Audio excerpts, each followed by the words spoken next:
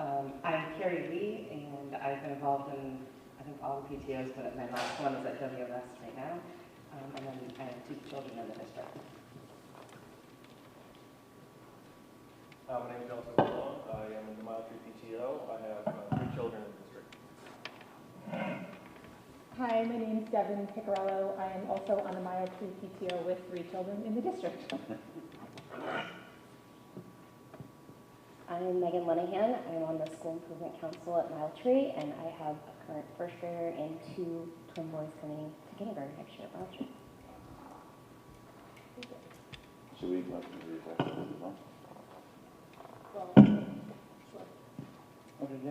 You do roll call. Yeah, I'm Sean Kennedy. I'm school committee from Wilbraham, and the school committee's Wilbraham representative on this committee. I'm John Provost. I'm superintendent. I'm Michelle Boudreau. I'm the chairman of the school committee. I'm Don Davenport. I'm selectman from Hampton. Terry Goodrich, I'm a selectman from Wilbraham, and I have 2 kids who just recently graduated from Hampton. Would you mind introducing yourself? Sure, I'm Kellyanne O'Brien, and I am the incoming president for the Wilbraham Middle School team. Well, thank you everyone for being here tonight. Thank you for your time. We will now stand for the pledge.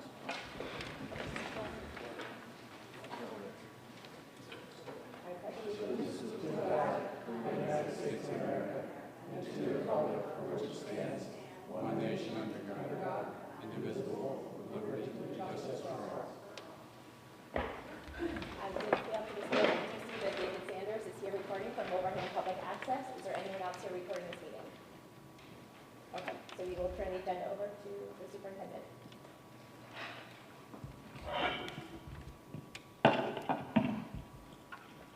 Good afternoon, everyone. It's great to have you here for this discussion. I think I'll begin by orienting you to the materials that you have in front of you. First page is obviously just the agenda, which we're going through right now. And the second is the current version of a memorandum that's gone in several versions as this committee has looked at different grade reconfigurations for the district. Let me say, maybe for background, how many folks here have seen the strategic plan? Okay, so as you may know, and if you haven't seen it yet, I will tell you now, part of the strategic plan was to create this planning committee to look at reorganization within the district. So we've been meeting, I want to say since November, December. Remember that the strategic plan was approved at the end of September, beginning of October, and have done a number of different things. One of the activities at the outset was to just tour the schools and see what we have for challenges and strengths. I'm sure this won't come as any surprise for those of you from Mile Tree and the middle school that there's some significant overcrowding concerns at both of those schools. And it probably won't surprise those of you from Green Meadows that there's significant open space there. There's also open space at TWB. It's essentially unoccupied at this point. And the high school also is now down quite a bit from the enrollment that it was built for. It was originally for about 1,200 students and is now serving around 900. So there's some excess capacity here as well. So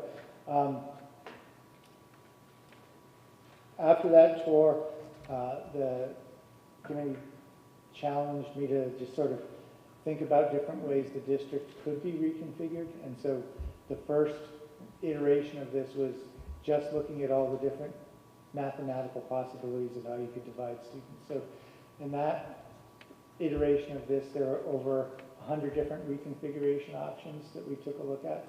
A lot of them were ones that were patently ridiculous, but they were possible, so we didn't want to exclude them from the beginning. Like, for example, there were a lot of configurations where we had just one student in one grade in a school. Because of all the extra space we have around, you could easily put a grade just about anywhere, but does it make sense to have a school for just one grade, you know? So we ended up knocking off a bunch of the possibilities right away. Then we started thinking about, okay, so we do have to contend with the regional agreement as well. It's not just a matter of placing students in schools. We also have to consider what's possible within the context of the regional agreement. So we went through a number of iterations of that as well, and then we got it kind of down to this group of what we consider to be our sort of most likely options. And the planning committee has been meeting with all kinds of different stakeholder groups to review this memo and get feedback. So they've met with teachers, they've met with other elected officials in communities. They're meeting now with you as the elected representatives of parents. And there will be other meetings as we sort of try to roll out what the different options are and get some feedback from the community on what they'd like to do. So with that as background, I'll just walk you through this memo. So the first thing is, what could we do without any change to the regional agreement? Well, we could, we believe, just move the 8th grade to the high school because Wilbraham Middle School is in Wilbraham, the high school is in Wilbraham, so we'll probably make that change without changing the agreement. There are concerns about that, big concern about equity, and if students in 8th grade from Wilbraham are able to come to the high school, but students in Hamden are not, what does that mean? However, I will add that that may be a little bit of a different concern now because there has been quite a bit of transferring from Green Meadows to Wilbraham Middle School. So the vast majority of 8th graders from Hamden are in Wilbraham already. But that's a change we could make probably without any changes to the regional agreement. Next, we looked at what if we reconfigured and regionalized 8 through 12. In that scenario, Green Meadows would be pre-K to 7. Mile Tree could be, this should really say K1. At some point I have to fix these memos. Because another thing we realized is we could move pre-K without changing the regional agreement because pre-K is outside of the agreement. And so one of the things we've been looking at in all of these iterations is possibly moving pre-K to Green Meadows. That would help with the overcrowding situation at Mile Tree. So anyways, in all these ones where you see Mile Tree pre-K to 1, let's make that K to 1. Anyways, so one option, this is known as option 3, would be Mile Tree K to 1, Green Meadows pre-K to 7, would be the pre-K for the entire district. Stony Hill would be 2 and 3, Sewell Road would be 4 and 5. TWB, this was just for a special program, but as I've looked at this more, I think we could probably move this special program, which is about 10 students, to the high school. And then the middle school would be 6 and 7, 8 through 12 would be at the high school. 4 is a little bit of a different scenario. In this scenario, we're trying to do something with all the different changes that students from Wilbraham face as they go through the different schools. So in this one, instead of having Stony Hill and Sewell Road be grade band schools, we make them both serve the same grades. So Mile Tree would still be K and 1, Green Meadows would still be pre-K to 7, but Stony and Sewell would both be 2 to 5, so that reduces one transition. And then they'd go 6 and 7 in the middle school, 8 through 12 in the high school. So if you reconfigure 7 through 12, it gives you options 5 and 6. Really, the only difference in these and 3 and 4 is that Green Meadows becomes terminal at grade 6 instead of grade 7. Stony Hill and Sewell Road would both be used the same way as they would be in scenario 3 and 4. If we regionalize grades 6 through 12, there's some additional options that open up. So as you can see,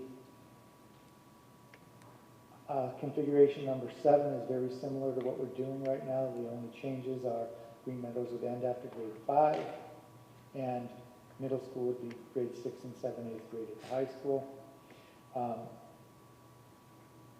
Option number 8 and option number 9 are very similar to what you've seen in 4 and 6.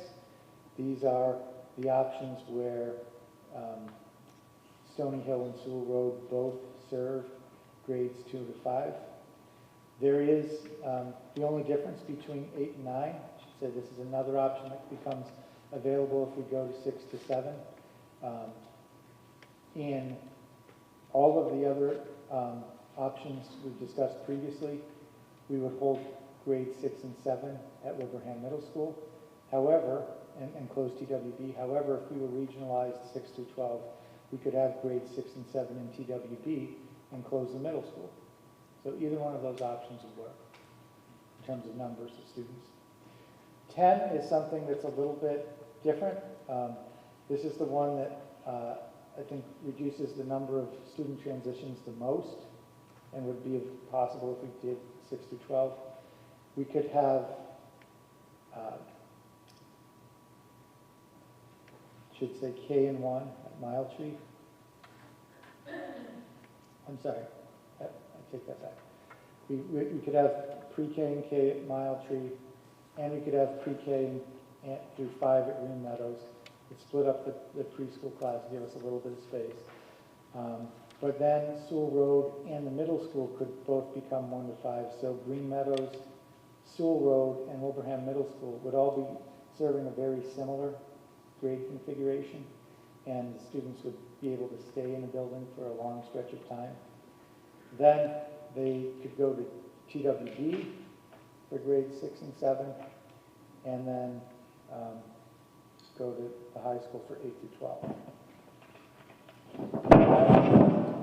Sorry, I need to do that too. The final configuration, which would be possible if we regionalize grade 5 through 12, or really anything below 5 through 12, would be to create a couple of pre-K to 4 or 1 through 4 schools. You see they'd be at Green Meadows, Stony Hill, and Sewell Road. Problem if we're regionalized only at grade 5 and up is you have to have a place to catch the 5th graders from Green Meadows. So in this scenario, Sewell Road would be the catching school for the Green Meadows students in grade 5. The problem with this is that for that group of students coming over from Green Meadows, they'd essentially have a 1-year grade in Sewell Road, which is one of the things we tried to avoid when we eliminated all of the schools that had just 1 grade. The middle school would become 5 through 7. Another limitation on this is it kind of recreates the overcrowding problem we have at the middle school because it's just a different 3 grades that are put into the school. But it is another possible configuration. So maybe I shouldn't have said that because it probably biases you against option number 15. But that's what we've been discussing with everybody. And I think at this point, the goal was just to get some feedback. First, to answer any questions you might have about the configurations, but also to see if any of these seem particularly advantageous or disadvantageous to any of you. Sure. What do you have to do to make changes to the regional agreement? Like, how do you do that? That's a great question. And I've done a little bit of research about that since our last meeting. So there are essentially 4 parties to changes to the regional agreement. There's the school committee, there are the 2 towns, and there's the Board of Education. So another thing that I learned is that changes that would take effect for the following school year have to be approved by all 4 of those groups by the end of December of the prior year.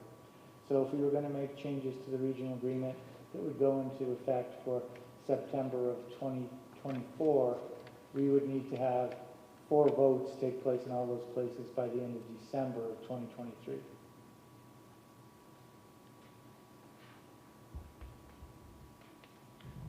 Sure. Can I ask a question? I'm really bad. President Stowe goes out green. There you go. Thanks, John. I just had a question. When we're talking about, and first of all, I love the idea of putting like grades 2 to 5 together. I have 3 kids, and managing schedules at 3 different schools for open house and field day becomes a nightmare. The question I had when we're looking at those models, are you looking at doing it based on neighborhoods, or would it kind of just be a lottery, or have you not even got that far to think about that yet? I would think about it as being geographical more than neighborhoods, because with only 2 schools or 3 schools that you could have in that model, you can't really do like a neighborhood school where you have a school and then a number of streets around it that are just serving that school. So it would be a combination of people in the same general geographic area, but not what I would consider to be true neighborhoods.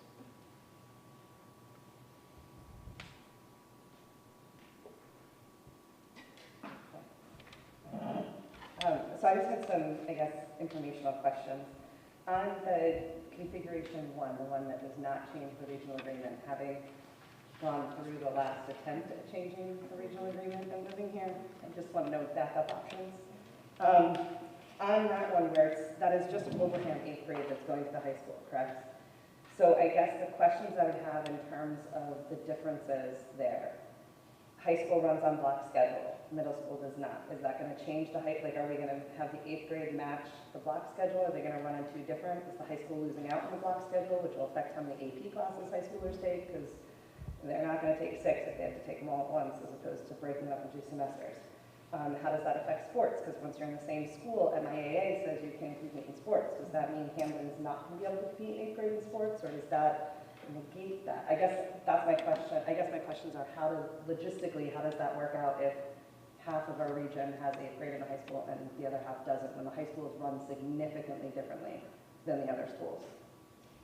So I got 2 of your questions, but I think there's a 3rd. So whichever one I don't answer, please. Okay. So in terms of MIAA, we've looked at that. If the students are on the same campus, you don't need a waiver. So for those of you who are not familiar with the process, athletics is for grades 9 to 12 usually. If you have a school that can't field a team with the number of students in 9 to 12, you can obtain a waiver from the MIAA that allows middle school students to play on the teams. However, if you have an arrangement where students are on the same campus, then they automatically are eligible. You don't have to apply for the waiver. With respect to your second question about scheduling, we have looked at a couple of different models. We haven't decided on any yet.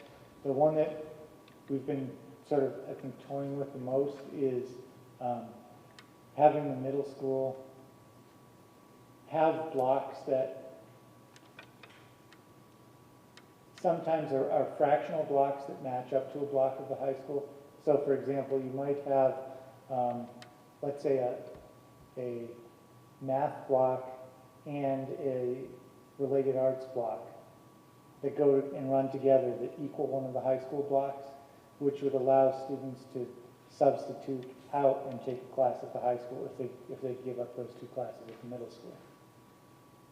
So for example, just to give you more detail, let's say you had in your what we'll call 6th, 7th middle school block, a math and a project Lead the Way. And you could take Algebra 1 at the high school, and it made sense to do that. You could drop both of those middle school classes and take the algebra class instead. I haven't decided on that, but that's one of the concepts we're thinking about. So then for clarification on the 8th grade, if the Hamden 8th graders are not at the high school, they would need a waiver for sports. So they would not be able to, would we be granting them only with numbers? I'm just imagining the questions we're going to get with the separate but equal, which I will also say is also going to be an issue with neighborhood type schools, having also gone through both of those you split the town, and there will always be those that want the lottery for one school versus the other. The PTOs will be different, the funding will be different, the programs will be different. And I love the idea of parents not having to finagle different schedules, and I'm sure it can save on busing, which is huge. So there's a lot of advantages, but I also have those concerns of what's going to come up with warring factions between either both towns or within the same town when they're not equal in terms of access. So I think most of that was a point and a concern, but I think you had a question there also about the MIAA. I'll say I'm far from a high school athletics expert, but my understanding of the rules would be that 8th graders from Hamden would still require waivers because they wouldn't be on the campus. We also have a different start time, so the hours at the 8th grade or Hamden are different than Wilbraham Middle School. Which would prevent that more than likely. Thank you. You're welcome to join. You can come to No, the table. she has a. I just have a broken foot. Sorry.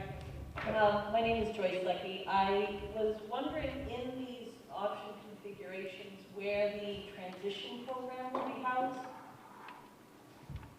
We would most likely move that to the high school. You're talking about the program that's currently at TWD? Yes. Yep, In all of the configurations? correct. Thank you. You can leave that with her there in case she has another question, and because I moved that other microphone over. And you guys have another?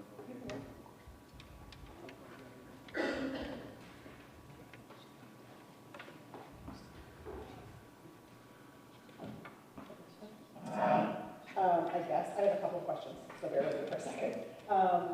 As far as your ideal timeline, is your objective, the school committee's objective, to have, if we are going to make any changes to the regional agreement, to have that in place and done before December in an ideal world? And I guess that goes in hand in hand with when these changes are to be made. Are you hoping to have this in place by September of 2024, ideally?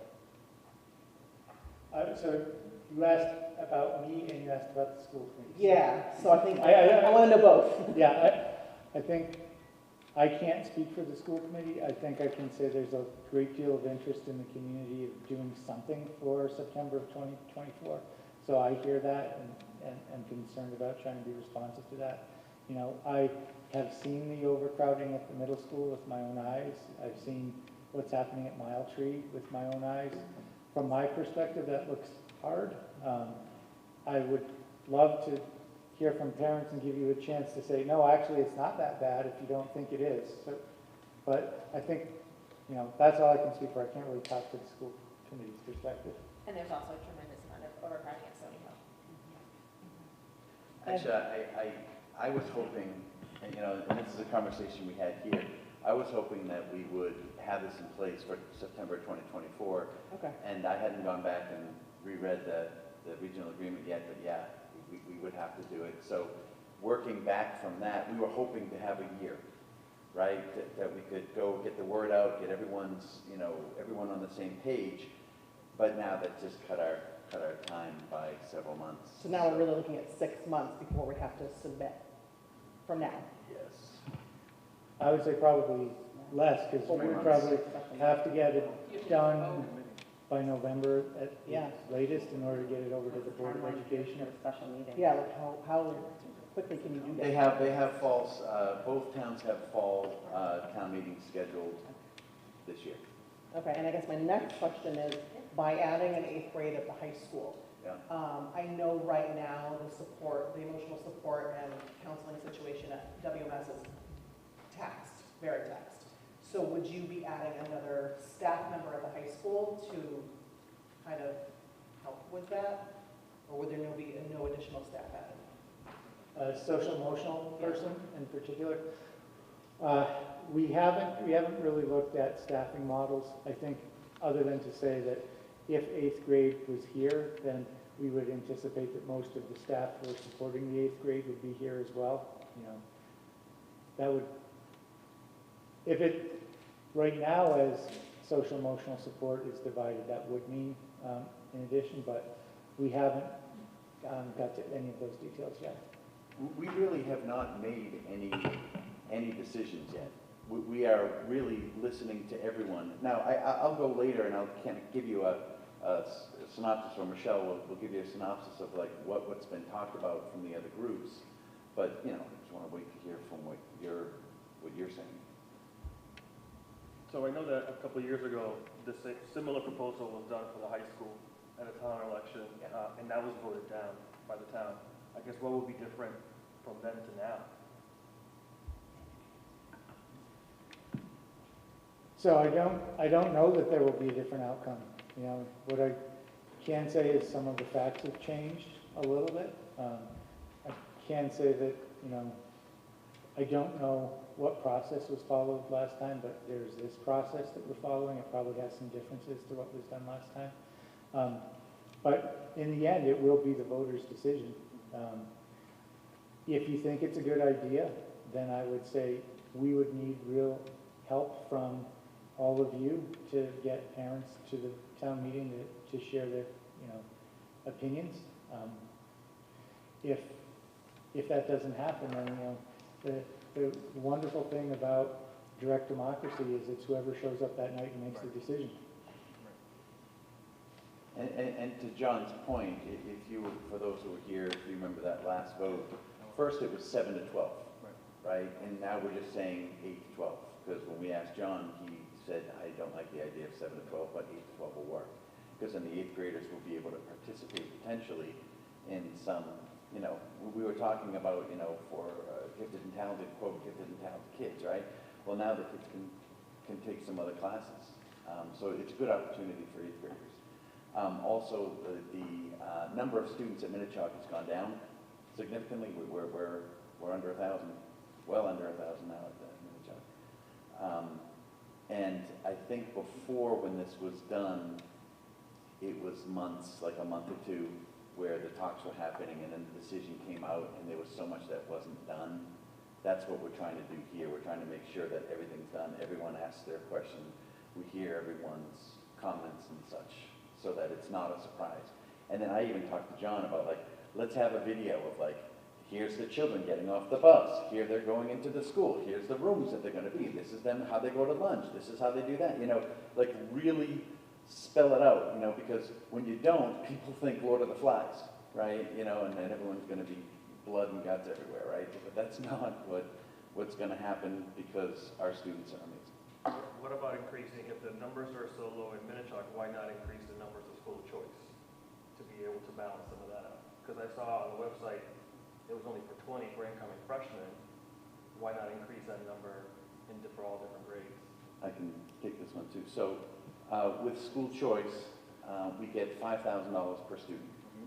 So when you have classes and teachers and everything's there, and then maybe you can add 1, 2, 3, 4 students, and you don't have to add any more teachers, you don't have to add any more anything. Well, that actually, it's like an extra $5,000 that we can do something with, you know. And I think, what was it at the high school? Didn't we, or was it the middle school? It was 25 at the high school. Yeah, and then what you do is you can use that money to fund a position, you know, that you want. But if we were to add that many school choice here, it wouldn't pay for itself.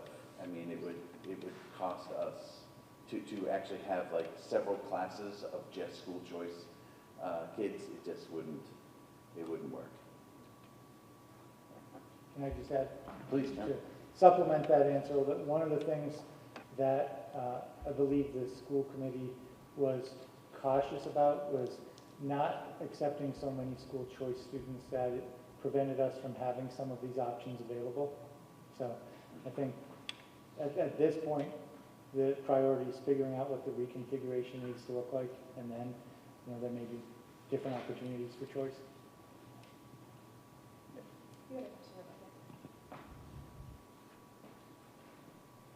So my kids are only currently in 2nd and 4th grade, and I've heard from peers and neighbors about the overcrowding at the middle school, and something like in the library, there's 2 classrooms, but I'm wondering if you could like actually tell me what it really looks like. Kids sitting on the floor at lunch allegedly, like, I don't know, 'cause I don't have a kid in that building. Because one thing I don't understand, if there's about 100 less kids in the classes now, and I know there's some bubble grades, but just bear with me for a second. if there's 100 less kids in some of the classes now that graduated 10 years ago when the building opened, and I know some kids, families have chosen not to stay at Green Meadows, but to go to the middle school, that still doesn't seem like still seems like there's less students than there were in that building 10 years ago, so I just don't quite understand that. John, maybe you could just spell out what the capacity of each school is and what's actually in there. I know you must, I hate to put you on the spot with those numbers, but I know you have them somewhere. Yep. Just to give an idea of what the school is rated, like what it should hold and what it has. Sure, yeah. It's kind of interesting to see. I do have a document on that. I will just look at my phone if no one else happens to have it at this meeting. But I can tell you what it actually looks like. So it's not 2 students in the. And I'm not going to hold you to the number if you want to say the building capacity is 530, but it's 527, I'm not. It's not 2 classes that have been shoehorned into the library. It's actually 3. And there are a number of services that are happening in places that really shouldn't be. Like speech or OT or something? Yeah. Okay. So there are some counseling and therapeutic sessions happening in offices that were originally designed for library staff, which are no longer needed since the library is not functioning. There are teachers who are working out of closets. There are several old book closets that have been transformed into classrooms. There's a section that appears to me like it used to be a storage area because it has like fencing all around it that have like 3 or 4 classrooms happening within there. So if I can't speak to what it was like when it had more students before, but I can tell you in general, schools don't hold as many kids as they used to because the needs of students have increased. And so some students have specialized equipment that they need because of either health-related needs or other disabilities. There are different types of experiences that all students have that take up space. So for example, probably when there was those students in the school, there was nothing like Project Lead the Way and all the equipment that brings. Technology is handled in a very different way than it was even a short while ago. So all of those things mean that, if a building was designed several years ago, it's probably not being used the same way it was envisioned by its designers. So to your question specifically, or Terry's idea specifically, I did go through and look at the capacities of the different buildings, and Wilbraham Middle School currently has 604 students. The maximum, this is not what I was looking for, the maximum load in that building is 800 students. But remember what that's calculated on. That's just pure square footage. So that means having a student in every seat in the auditorium. That means having a student in every seat in the cafeteria. That means, having the library filled, probably 150 kids in there. You could get up to 800 students, but that's not really the educational capacity. So I will try to look back and find that document if I can. Okay, I'll try to find that document if I can and show you what the gap is like. Sure. And that building, was it built in the 60s? Was it 70s? So it's not taking into account a lot of our the needs of our special education students, because it's so much of a thing back then, yeah. I'll say the other thing that struck a lot of us was the bathroom. This is what I was looking for. What struck a lot of us was the bathroom capacity at the school. It seemed like for the number of students there were... There's 2 bathrooms, a boys' room and a girls' room, and I was shocked because, where's the other bathrooms? Because we went into, just so you know, we went into every room, every closet, every space of every school, except I don't think we went into the boiler rooms of all the schools.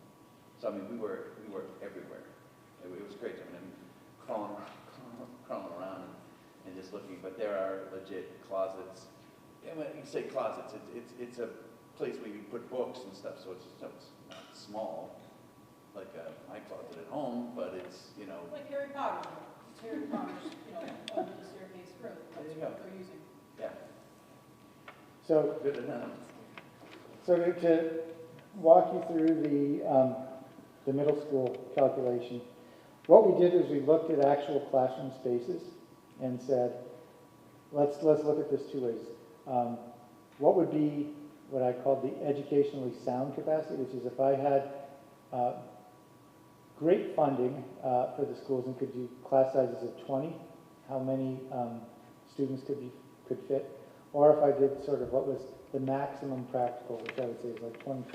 Like beyond that, you're really, for kids this age in sort of impractical groups, I mean, there are exceptions. PE can have more students, band can have more students, but the typical classroom. So we just counted up all the classrooms that were there.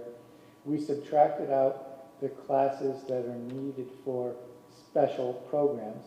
So there are scheduled to be 3 special programs at the middle school next year. So each of those needs its own classroom. So you subtract that from the total.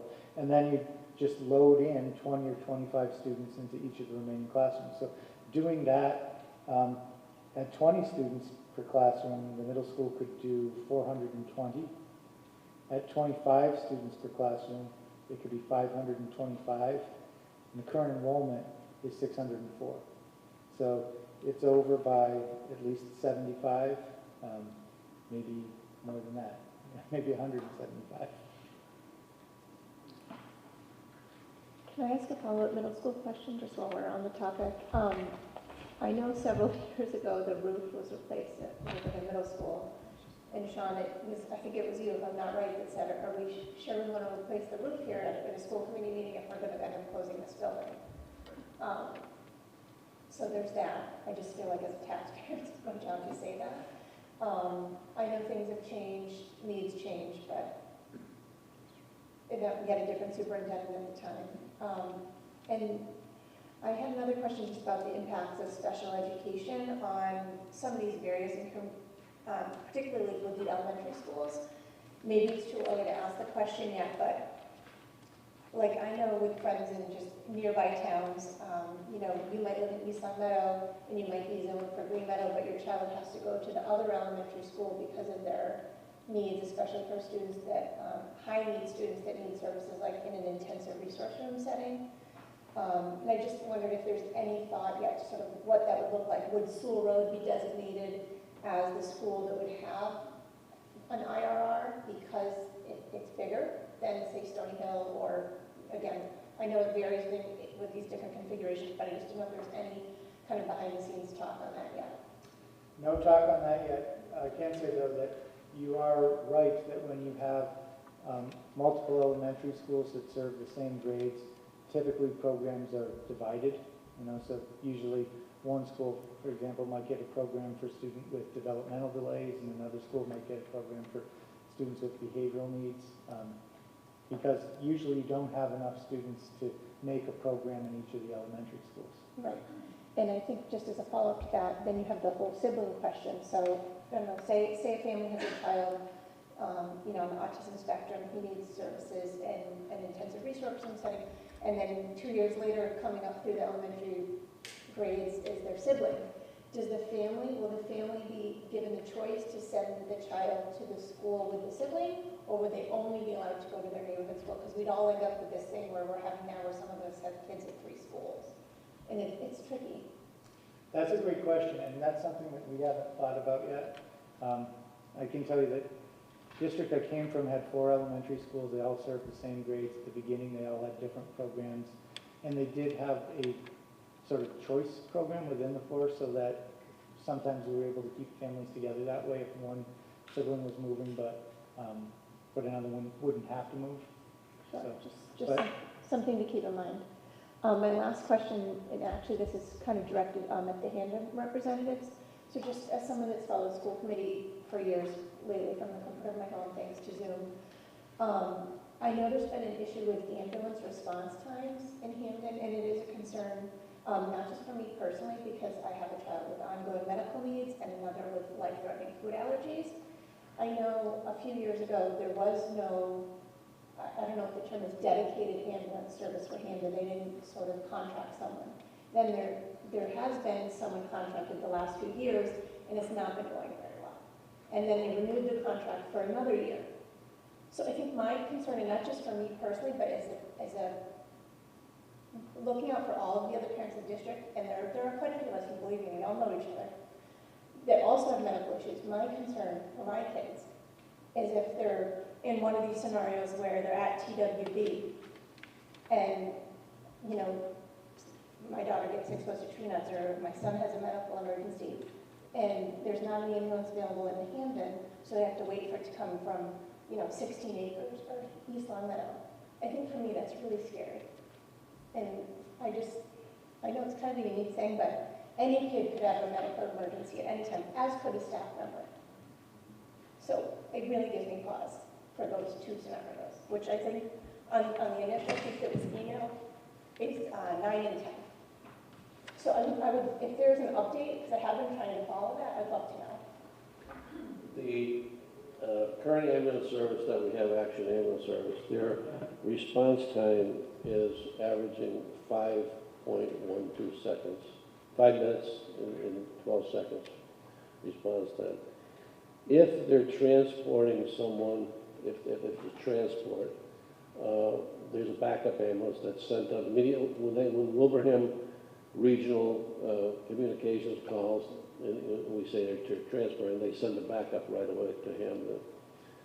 In Massachusetts, they now passed the regulation that if you have an ambulance available, whether it's in Wilbraham, Hamden, or anything, and you get a call, you have to respond to it. You have to leave your town to go respond to it. So their response time has been very good, much improved. One of the reasons they were having trouble with response was the whole COVID thing, and they couldn't get paramedics. They couldn't hire paramedics people, but all the ambulance service now is advanced life support ambulance service, 24/7, 365, and they've been responding in 5 minutes and 12 seconds. So it was more of a staffing issue that they weren't having enough people to, I guess, staff the Yeah, they were staffing it. So what was happening is they're supposed to be ALS, advanced life support all the time. There was a staffing issue. Sometimes they were BLS, which means they couldn't transport an ALS patient. They had to call Wilbraham or no. I think it's important to note that, I was just looking at the records the other day, that since the first of the year, the Hamden ambulance has had to respond to East Long Meadow 90 times to help with their service. So, but they've been doing a good job, and they'll continue to do a good job. And the people who own the ambulance are very responsive to the town. So you feel that there's been some sort of improvement there? Very much. They work very hard with us. They've improved their reporting. They've improved their training. They've increased their response times dramatically. One of the issues they were having is what they call out-of-shoot time, and they've reduced it's when they get the call and leave the garage where they are. That out-of-shoot time has been lowered to less than a minute. They're out-of-shoot less than a minute. So. Okay, thank you.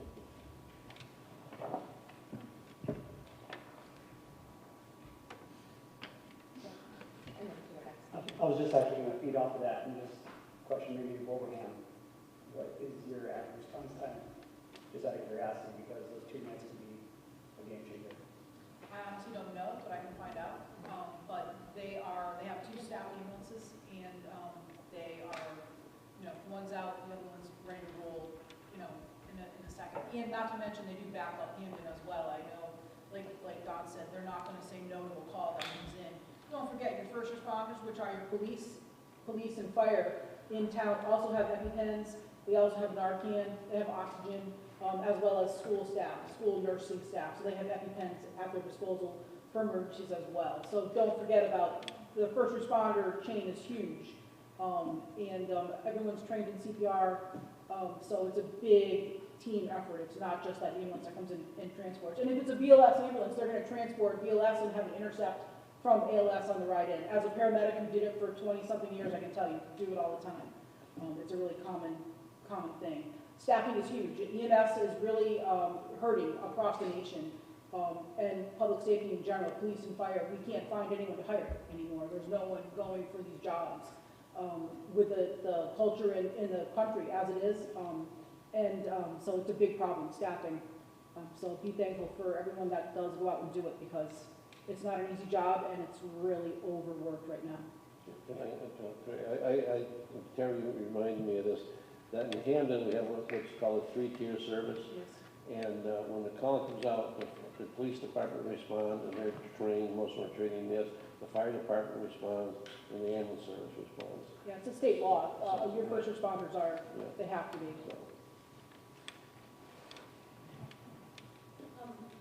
I know you said there's been more 6, 7, 8, maybe 8th graders as well going to the middle school in Wilbraham from Hamden.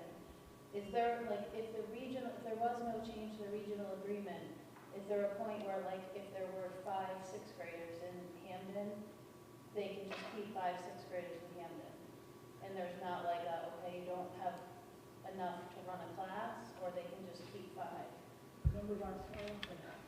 Yeah. So, projections now are that there'll be less than 5 students in 6th grade. Right. And I don't believe under the current regional agreement, the district has the ability to just make that call. Those kids are kind of getting gypped, in my opinion, you know, when they're, how can you have all the services that the other middle school will have for just 5 children? So I feel bad for those 5, personally. I feel bad for the 5 kids. Which brings me back to the conversations that we've been having is if we change the regional agreement, there's 2 different options that we've been playing with lately based on all the configurations that you've seen here, right? Is to go from either regionalize from K-12 and just open it up, make it one district, you know, and it doesn't matter. You know, Wilbraham kids will be going to Green Meadows, Hamden kids will be going to other schools, right? You know, Stony Hill or whatever. And then there's the other option of just doing a 6 through 12 change. So the K through 5 would stay in each town, and each of the towns, and then the 6 through 12 would be moved to to be regionalized. So there's different opinions back and forth. There's different reasons for everyone's opinion back and forth, but it seems that's the 2 buckets that we're looking at right now. I guess I had a comment and then actually a question for the middle school parents, if you don't mind. So my comment, I have 3 young kids, so my concern would be having to drive to Hamden every day to drop off for preschool. It is a little bit far. My Ultra is kind of nice and centrally located, so if there is a possibility to offer preschool somewhere in Wilbraham, I think that would be great for, parents with young kids. My question to the middle school parents, I have very young kids, and I'm thinking, wow, how would I feel if my 8th graders now going to school with 12th graders? It seems scary, but I think it's because my kids are so young. I don't know how that makes you feel, and is there a thought about keeping 8th grade separate from the rest of the high school?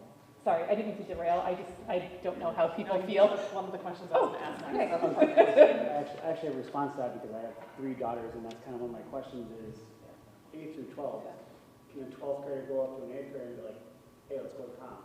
And then you have to go to prom together, a 13-year-old and an 18-year-old. I don't see that working, just out of my aspect, but that's me. I don't know. Are there limits to how long you can take the prom? Like I could take my mom to prom now. Yeah, but they're in school more, they're hanging out more, they're in locker rooms together, like a 13 and an 18-year-old girl or some other person that's coming in, so. There's always people running through, so you just never know. I understand. You want to handle that? Well, I guess, first of all, I want to respect the concern that you're bringing, and I certainly understand it. I can share that I was once a superintendent of a district that had 7 through 12 high school, and that didn't happen because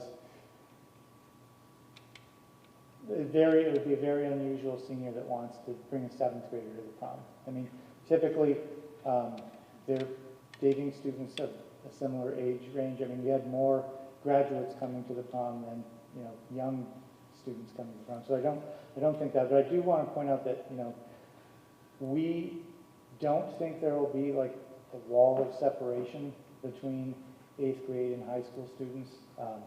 There isn't now on the buses, for example. When we actually first started this process, we were thinking about what could we do to keep them as separate as possible.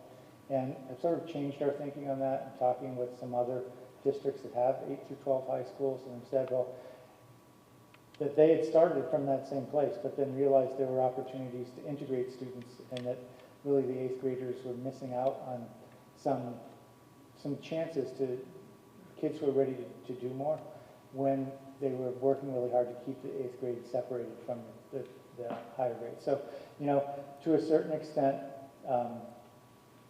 developmental processes work that thing out. To another extent, we have to be vigilant for inappropriate interactions between students of all ages, you know, between the same age. That is something that we're always on the lookout for, and certainly would be for whatever students were in the building.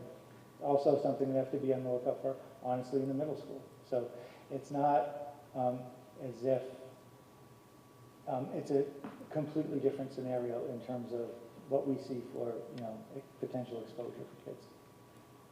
That was a big surprise to us when we started reaching out to other, you know, 7 through 12, 8 through 12 schools.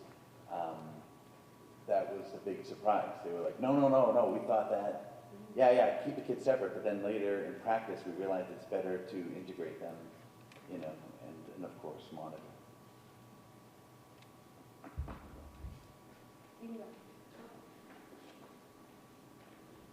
Kind of following up on that question, I was a little bit surprised to see that there were no groupings that kept 7th and 8th together and 6th more with the elementary school. Was that discussed at all to kind of alleviate that 8 through 12 and keep it a little bit more developmentally appropriate? I'm sure there were some configurations like that among the list of hundreds we were looking at. I think what it really comes down to is what's on the opposite ends of the middle school. So you have this middle school that has too many kids, and it's right above other schools that have a lot of kids, and right below a school that has some excess capacity. So that's why sort of in all of our thinking, we kept coming back to the thing that makes the most sense is taking advantage of the capacity at the high school. And I was also wondering if you could speak to the open space at Green Meadows, because I know that my son is in 3rd grade now. Since he started pre-K, 2 of my children's pre-K teachers were moved to Wilbraham because lack of space at Green Meadows, and that both of my boys have had a 3rd class added several years because their class sizes are growing. So I think that, you know, as a district, we're going to see some increases in our population. We know that the group that does this projection for us is called NESDIC. It's New England School Development Council. And everybody said that the projections they gave us 10 years ago were very reliable. In fact, I think right now we're within 100 students of what they had predicted a decade ago. They just gave us our projections for the next 10 years. And they're saying that we're kind of at our low right now. And we're going to start building. And we're going to start building with younger kids, obviously, and then moving up. But the build is not going to be dramatic. We're not going to be adding, you know, 400 students, 500 students. We'll probably be adding a couple of hundred students over the course of the next 10 years. So based on that, I don't think that it's likely that Green Meadows is going to, just through change of population, fill up. I think it's more likely that, especially if this movement of middle school students go out, you're essentially looking at that whole middle school wing likely being empty. Might add another class for grade 5 at some point, or one of the other elementary grades, but I don't think that that building will refill. Do you know what it would open up if the middle school was fully dissolved and moved out for classroom spaces? What it would open up? It would open up that whole middle school hallway. So you get to the library, it's the classes on the left, basically. Do you know, Michelle, how many classes that is? I'm not familiar really with that wing of the building. I believe it's 6. Okay. And that is comparable to the pre-K classes at my tree. And my last question was, I truly don't know the answer to this. What is the capacity of Fort and Bridges? How do the sizes of the middle school buildings compare? I'll have to reference my sheet once again. And all that. It may be 5 because that hallway also houses music. Yes, it does. I know the lesser capacity than Wilbraham's. Yeah. It is smaller than. Significantly less. And it's on septic and well water, I believe? Yes, 450. okay, Maximum practical seat capacity of 25 is 450. thank you. Just a couple quick points before you guys jump in. Is, oh, okay, I was just gonna. Yeah. Okay.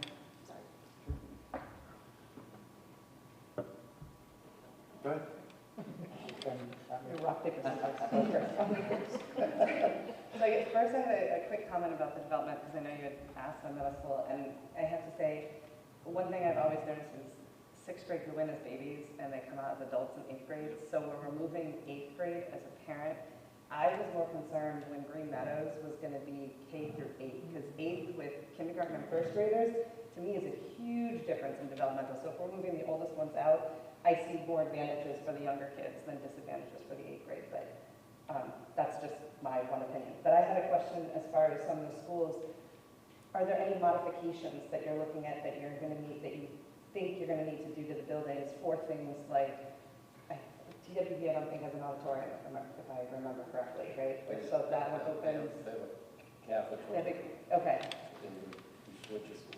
Right, so like, right, but I was just thinking, like, you have in scenario 10, for example, where you have 1 through 5, one is at Wilbraham Middle School, which is very different than Sewell Road, right? So in terms of the facilities that are there, in terms of special ed facilities, if there are schools that are currently being used and are built to house certain facilities, and those schools either end up being closed or the programs get moved, are there no modifications to buildings that we need? One of the tasks the planning committee has given my team is to try to put price tags on some of these. I think you've identified the one that I believe will be the most expensive without seeing an analysis, because TWB would have to be refreshed. It essentially has been unused for a number of years, so, is still able to take students for sure, but it would need work. The middle school would need a significant makeover in order to be ready for a 1 to 5 school students. I think Sewell would be fine for 1 to 5, wouldn't really have to do much there. But that is the one where we foresee the most sort of need for changing. I think most of the other scenarios, you're talking about costs involved with moving furniture and things, or, well, I should say, anyone that involves sort of bringing TWB back online will involve a lot to get TWB ready. But apart from scenario 10, I think for the most part it's redistributing what we have rather than going into major reconstruction. Thank you. Just a couple specific questions, and they're kind of from different areas. I know we talked about sports at the 8th grade at the high school to be able to participate. I have 2 children that are involved in the music program and the band. So would they then become part of the high school band, or would there still be like a just 8th grade band? Has that been talked about?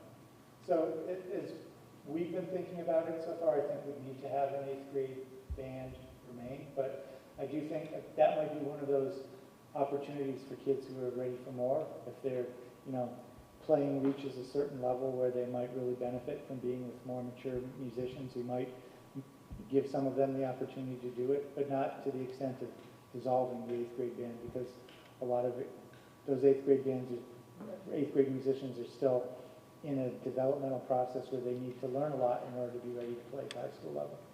Okay, my next question is, again, we talked a little while ago, back at the beginning, about the block scheduling versus the 45-minute classes. Do you foresee any problems with, because we were one of the first high schools when I was in high school as a freshman that adopted block scheduling, and different schools from all over the state would come to our school and see how it works. So I graduated 4 years with block scheduling, and I think it's great for getting ready for college. But for 8th grade students, I think a lot of the parents are gonna need that buy-in, that how does this affect my student when it comes to, say, MCAS? If they took, a science or a math in the first half of the year and MCAS is in the spring, how does that affect, that? Has that been something that you guys have talked about? So we haven't decided that 8th grade would have to run on a block schedule. Maybe it would, maybe it wouldn't. If the decision is made that it has to be a block schedule, then that bridge would have to be crossed. But, the answer I think would be, very similar to what happens in 9th, 10th, 11th, and 12th. Some of it you do through scheduling and being smart about when you schedule those classes, but it doesn't work in every case. We don't know the answer to that, but if we do end up doing a block schedule, then we would have to sort of orient 8th grade parents that, okay, some of these classes might only run half a year. Right. It's going to make a difference how you plan your child's academic career. So more to come on that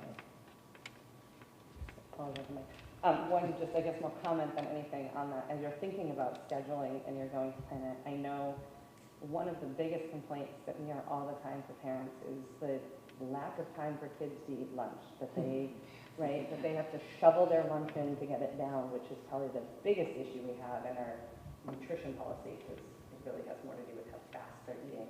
And one of the issues with that is the number of transitions. I know we ran up to that in the middle school with the number of transitions they have, because transition time doesn't count as classroom time, so the time has to come from somewhere, and lunch gets shorter and shorter and shorter and shorter. So just as a general comment, as you're thinking about scheduling for these 8th graders, that the more time you can get them to not have to inhale lunch in 10 minutes in the school day would be fantastic. So, thank you.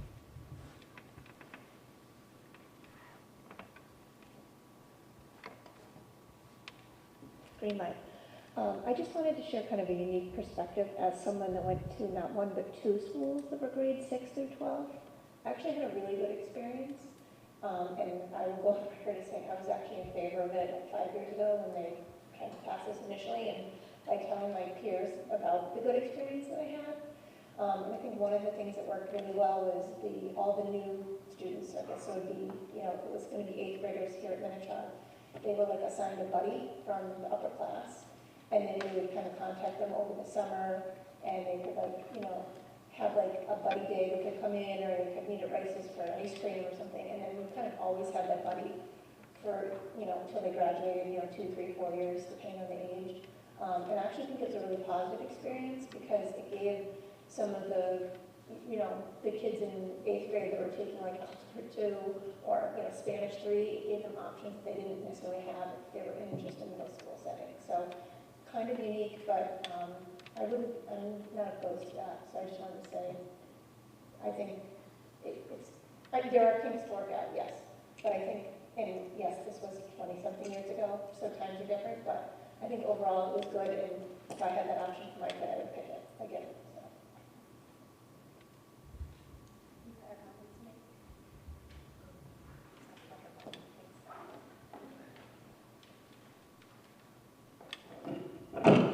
Sorry, I don't know if this has been discussed and I missed it, but I'm just curious, is there, or maybe I'm just thinking too quickly, would there be any change in start times and end times for the day? Did I miss that, or was that even discussed? No, we didn't talk about changes to start or end times.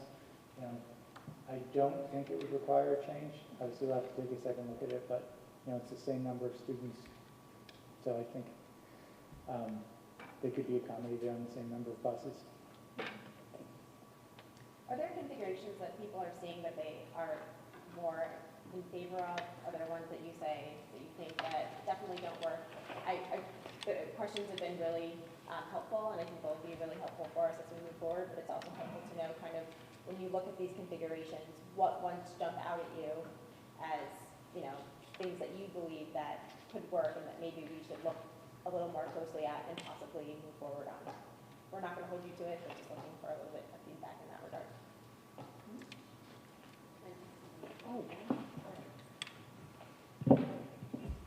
I would just say that as the only person here from Hamden tonight, I'm a little bit hesitant to modifying the regional agreement to anything that goes down to the 5th grade.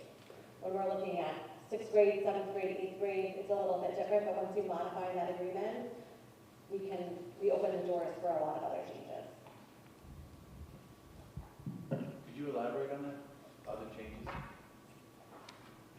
Well, in talking to people, the feeling is that if the regional agreement is amended, that eventually Green Meadows is going to be closed and that all of the children from Hampden will be educated in Wilbraham.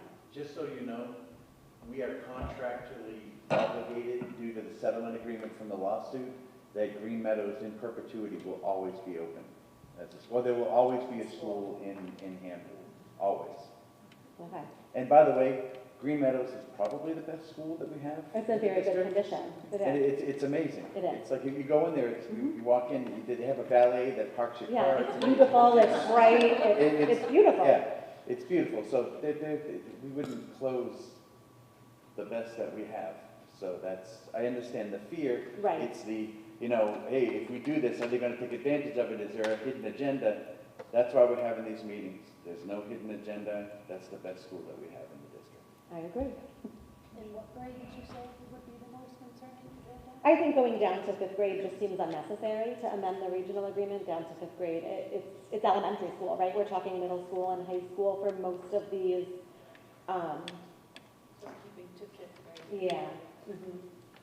I think just noticing if you're saying TWB needs so much improvements, like the configuration number 9, where it's no real difference, if there's no real difference in having 6 and 7 at the middle school or TWB, with the benefit of that just being having another school in Hampden, is that why that difference would be made? If it was going to be that costly?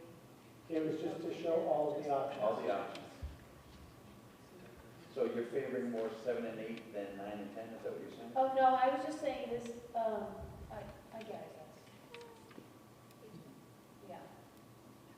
I just wanted to touch on the comment about Green Meadows. We toured every single school, for an entire day, and that was by far the best condition of any of the schools that we saw.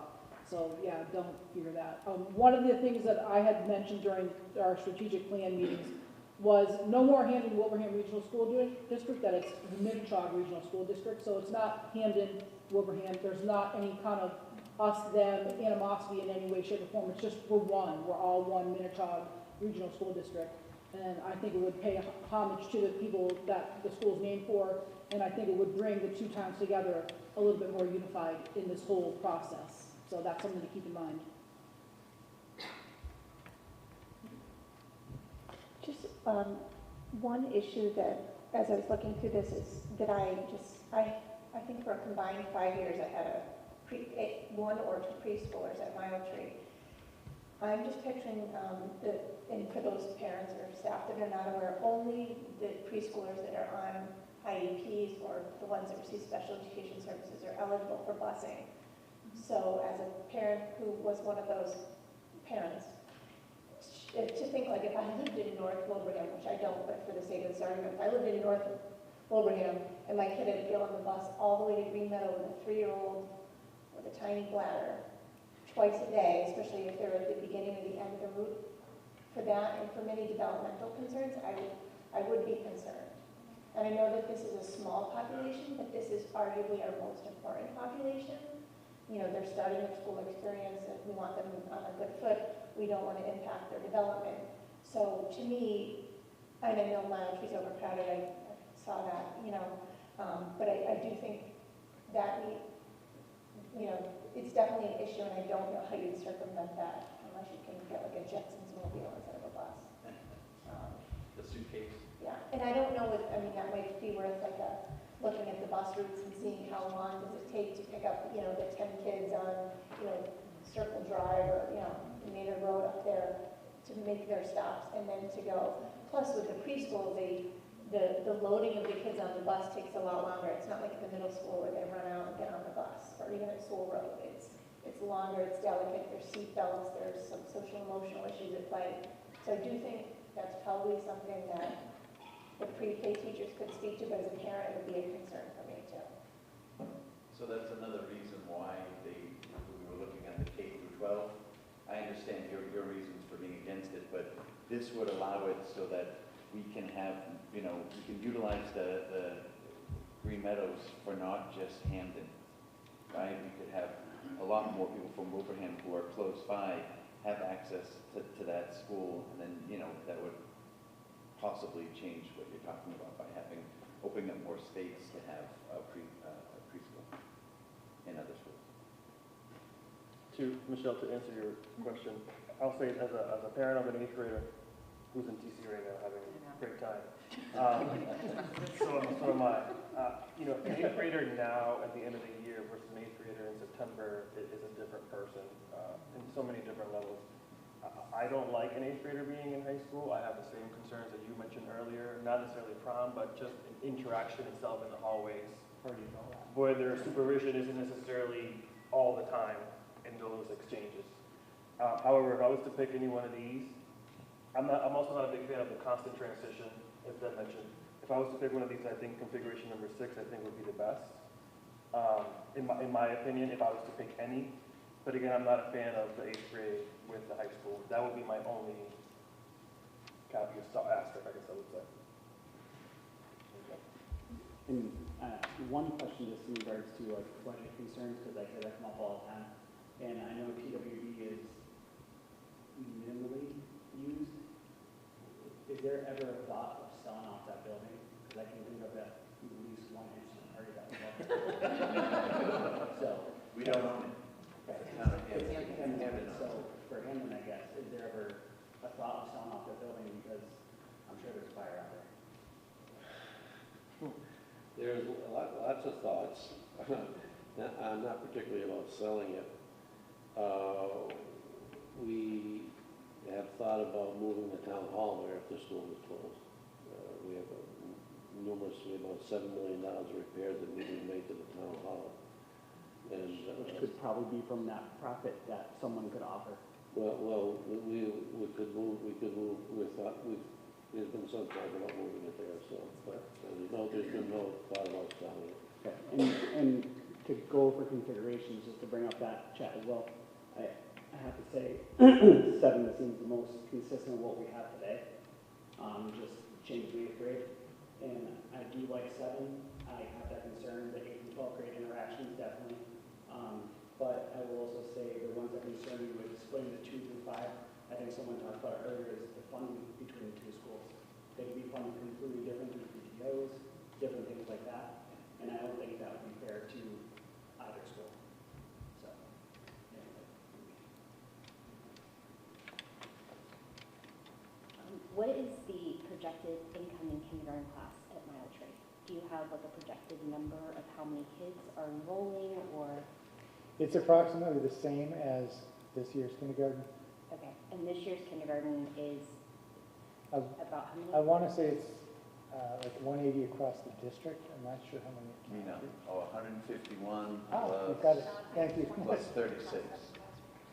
186, 187. Yeah, very good. Okay. This guy. So we're looking at similar classroom sizes, similar, okay. Yep. That was my question. And then as for feedback, I am not initially from here, and my whole life I've always been to schools that are kindergarten through 5th grade, and that's all I've ever taught in and all I've ever been exposed to. And so I feel like configuration number 6 would be sufficient. I understand the concerns with discrepancies between PTOs and fundings and et cetera. However, living in places where those discrepancies did occur regularly, I feel like they wouldn't be as extreme here because the town is, from what, and I might be wrong again, but I feel like the town is not very, I just feel like the wealth is on one side of town and not the other, if that makes sense. I don't see those lines, especially when you drive around. I feel like it's very comparable across the entire town. So I could see where there could be issues with that. However, at the same time, living it, I just don't think that that would be as big of an issue as people might project it could be, I guess would be my thing, so. in response to that, when we had met with the teachers and administration, that was their biggest point. That was the problem that we had before, was that some schools were incredibly well-funded and other schools were not well-funded through the PTO, and it was an issue. And then this school is perceived as better, and then people trying, it's a whole thing. Yeah. So I guess one question I have and then opinion, but what are the current numbers in 4th and 5th grade and how do they compare to 7th and 8th? Because that's really the timeline we're looking at in terms of what would be in the middle school when this potential change would be, right? It'd be the 4th and 5th graders that would be going in, 7th and 8th out. All right, so someone get a pen and do the math, believe it or not, right? So I'm giving this 4th and 5th, I'm giving This 4th. 4th and 5th versus this 7th and 8th. Okay, all right. 4th and 5th is, 4th is 160, 5th is 155, and then 4th is 40, and 5th is 47. And then what were the other grades? 7th and 8th. What were the second two? 40 and 47. So 200 versus. And then you said, and then 6th and 7th? 7th and 8th. Oh, 7th and 8th, I'm sorry. 7th is 191, 8th, 196, plus 7th is 13, and 8th is 19. At the two different schools. So what does that tell you? There's actually not much of that, a huge difference because of the 40 and 160 versus 191 and Right. 13, it's about 200. So I just wasn't trying to make a shift, right. Yeah. And then as far as, I guess, my thought, I don't have hugely strong, I have feelings about the neighborhood schools versus not, but I also know I'm not going to have a child in elementary school, and so I do respect, those who are going to be in those scenarios. I've lived through the split, bring back together, and the fight of we don't want our kids going to school with those kids from over there. So and that was in Wilbraham. So there were those issues. So I guess I have a little PTSD from that. So I'm not going to deny that. However, I guess my grouping within that would be I prefer 7 and 8 versus 5 and 6. If you're looking at even within those two scenarios, if we're going to regionalize, I would say you go through all of middle school. My one thought with 5 and 6 is that means Wilbraham's 6th grade will be in the middle school. Hamden will come into the middle school in 7th grade into kids who've already been there for a year, right? Because they stay in Green Meadows until 6th grade and then join the middle school in 7th grade for 1 year. And to me, I think that's a harder transition for kids coming in where you have Wilbraham's kids will already be established and know the school and be in their second year of school, and then Hamden's kids are coming in for 1 year mixed in instead of both transitioning at the same time into the school. So that was my one thought in terms of what bothers me, I guess, about 5 and 6 is that I think if we can have our kids, whatever transitions they're going to have, if they're having them at the same time entering into schools, it's going to make that transition so much easier for all the kids. So. So, I can just use my teacher voice. So, I think my choice, I'm the parent of a child who's here on school choice. So he's also, we found out this year, he's got issues with transition, so he's in 2nd grade. So to me, right now, selfishly, anything that extends his grades within his school is going to be beneficial for us. I also feel the same way as you as an educator for 20-something years, having this stuff that I believe you're saying Hamden 6th graders kind of held back 1 more year. That's going to be detrimental socially for these kids when they come in. So, if anyone cares, I'd like 8 and 9. Boom, I don't know. I can see you back there. Yeah. Turn your microphone on, we should have no problem. Is that working now? Can you hold it a little closer? How's that? Perfect. Okay, so as a parent of a student who will be entering the transition program, the way the material is presented, and I'm also a CPAC representative, it appears that the students who are aged 18 to 22, that their program is not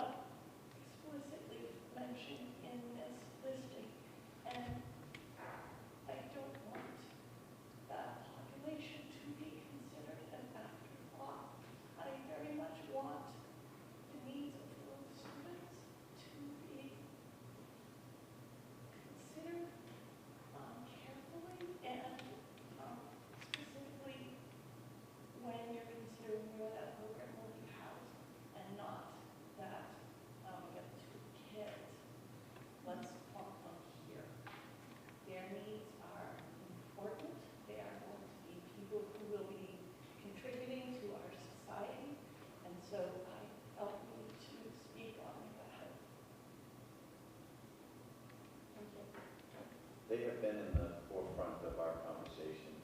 We have identified different rooms in different buildings, and we've had extensive conversations about that. We did not forget that. Yeah, there's only a certain amount of words and letters that you can put here, but it's definitely, we have definitely had several conversations about what would have to be done in certain rooms in certain locations to accommodate them in a way better than that's being served now, we're hoping.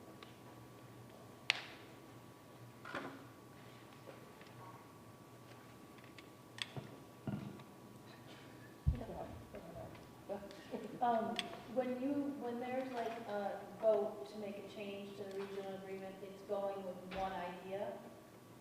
So you have to present one idea, not like if you do this, then maybe we could, okay. Can I just say, one of the things that we've talked about in this committee several times is doing some surveying of the whole community. In that kind of a format, we might be able to offer different options. So I'm wondering, do you have any thoughts about, how that might be structured? I'm just wondering because you asked, does it have to be one? Yeah, I would just, I think that kind of answers it to put that out first, because like, if you presented an idea and the vote said, oh, well, if you had just done this, maybe we would have, if it was just, like how she mentioned, if we had kept 5th grade, maybe we would have said yes, but if you didn't know that ahead of time, so if there was something beforehand that said, oh, if it said kept 5th grade in Hampton, I'd be more apt to vote for it than if it said we're going out in 4th grade. So I guess that would answer.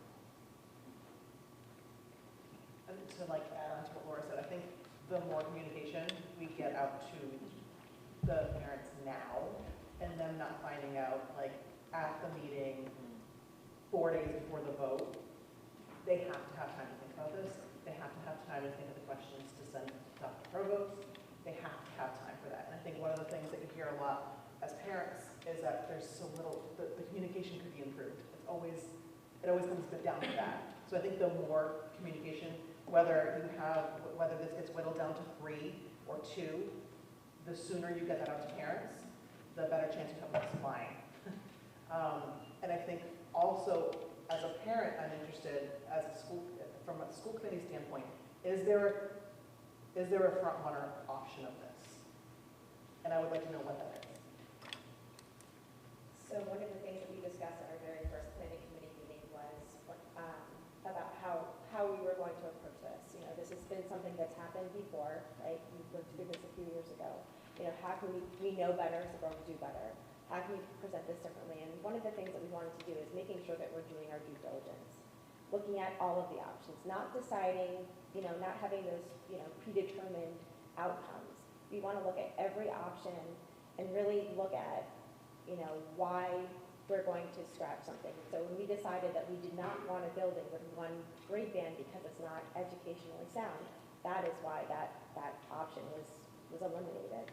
So coming up with these configurations that we have here, it's to present all of the options so people can see. Because one of the things we want to do is make sure that we're being very transparent and we're focusing on our priorities, which is, reducing transitions because we know that's better for students.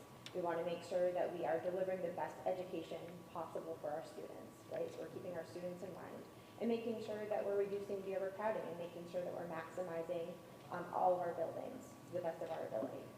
Does budget come into play? Absolutely, because as we drill down on each of these options, we have to look at other things like, what are the costs associated with the configuration that we want? What are the capital expenditures that we're looking at? And looking at how that all is going to work. So what we're doing here is looking at these configurations, and we've chosen certain groups of stakeholders that we're talking to, having the same conversation, looking for your input, your feedback, your thoughts, because the planning committee, we meet and we feel that we're doing we're thinking, we're being thoughtful and intentional about what we're doing, but we don't know everything. It's really important that we involve every single person, everyone, from the top down to the, and vice versa. So this is not the end. This is not, we don't leave here and say, okay, this is what we've determined, and then we're presenting to parents. So then it's, we have tasked the superintendent with looking at, now let's drill down a little bit. Let's talk about scheduling. Let's talk about the academic portion. Let's talk about what this really is going to look like.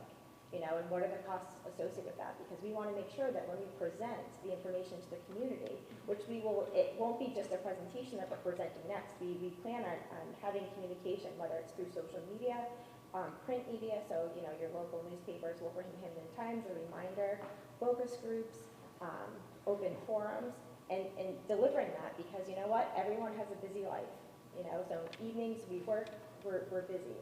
So we want to make sure that we're able to reach everybody as best as we can and give you the opportunity to look at the information and see the choices that you're looking at and how that's going to impact, you know, our children. That's important. So then by the time we get to the vote, when we do present, you'll know what each option means and, you know, the A, B, C, D, you know, and what that's going to mean to you. And so you know that when you're making a vote, you know what you're voting for and you understand the ramifications and the implications of that vote. So we do understand that because it's so important that everybody knows. It's not a secret. We don't want it to be a secret. We want, you know, we plan on having more things just like this with the larger community. If I can just add, tag on what Michelle said, but we need your help. Most importantly, we need you to spread the word, because look at town meetings in both Hamden and Wilbraham and how they're attended. They're poorly attended versus the thousands of people that live in the towns. I mean, it's sad, and it's actually shameful for the lack of response we get from citizens from town. And then everyone's happy to complain when something happens and they don't like it, but were they there to help vote yay or nay for it? So spread the word and tell everyone to get involved and participate in this, or don't complain when it's done if they didn't speak up and help us do this work. Because it's a few people doing a lot of the work, and we need everyone in town to participate. It's our towns, it's our district, so everyone needs to work together to get it the way we want it to be. Because we can make something really good if we all work together and come up with some ideas and help each other. So that's all I'll say.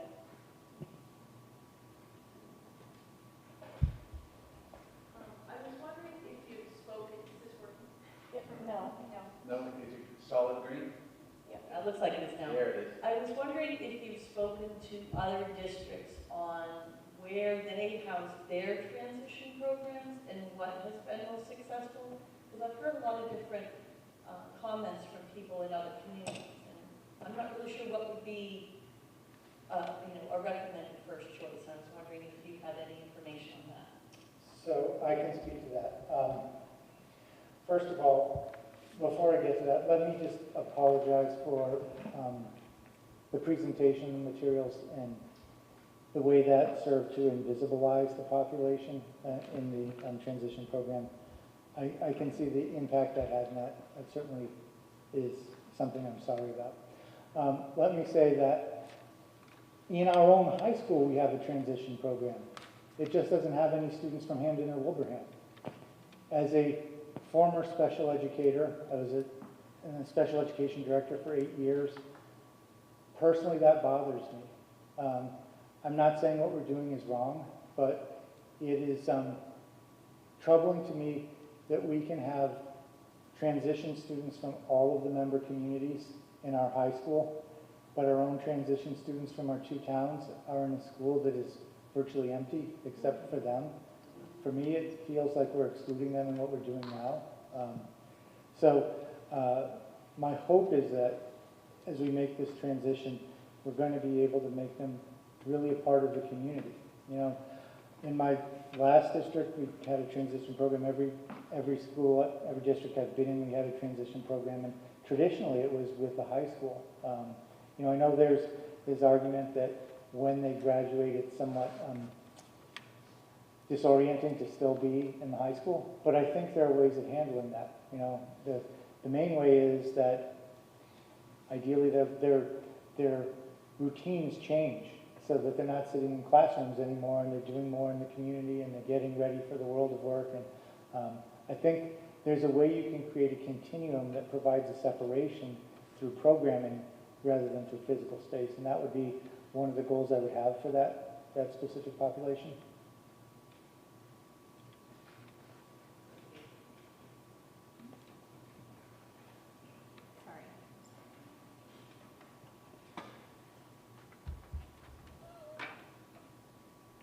Okay.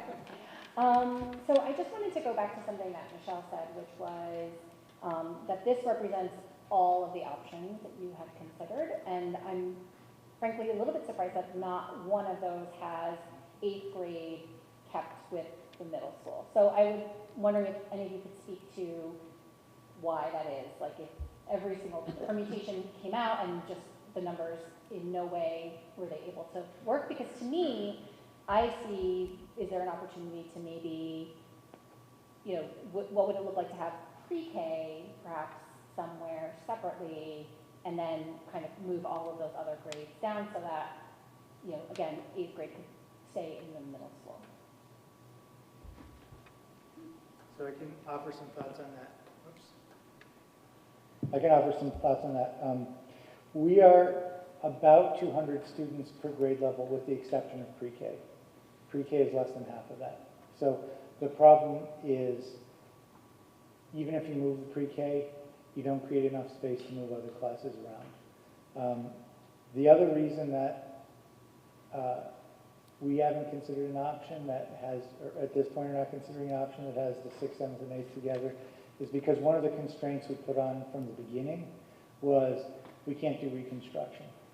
You know, we probably don't have the capacity or the will to do that, but to really keep the 6th, 7th, and 8th grade together, I think you need to do that. I know at one point there was some plans to do expansions at the middle school, but for this iteration, we just felt that the communities probably didn't have the appetite to rebuild the middle school. And can I ask a follow-up to that?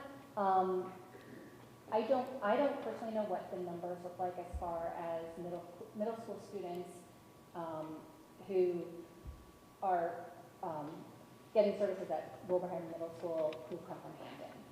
So is that a significant number, not a significant number? I'm just curious. I think it's on that table maybe. Well, I think it's a significant number because there's not that many middle school students left in Hammond. So, yeah, the Green Meadows class sizes are, yeah. And they're coming from class sizes about 50, right? So I would say you have at least 60 from Hamden into the state.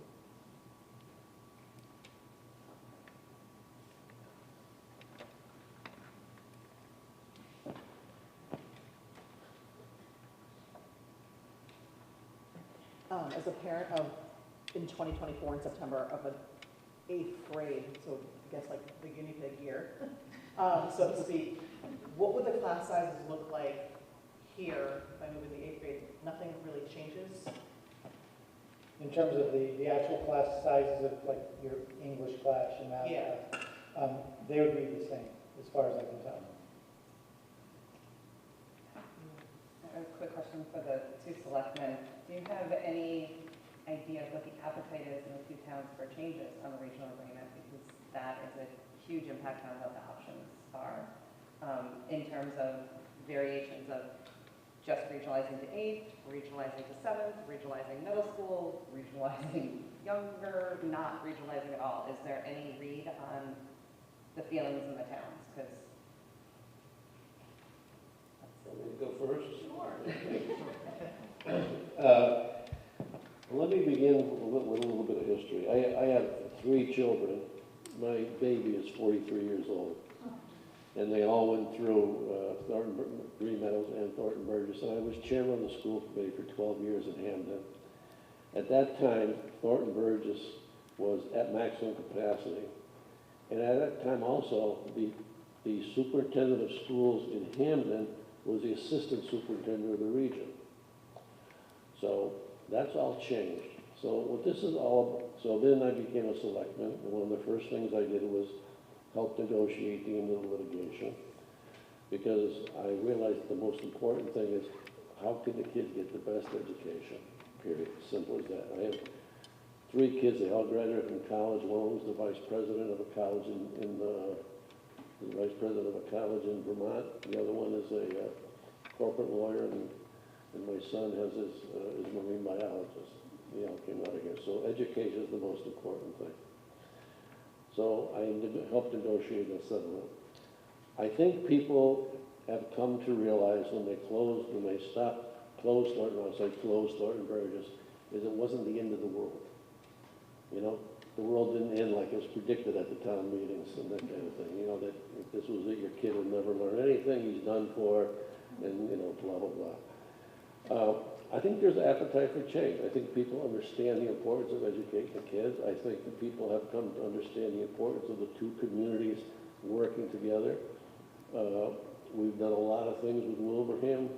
We have the regional dispatch with them.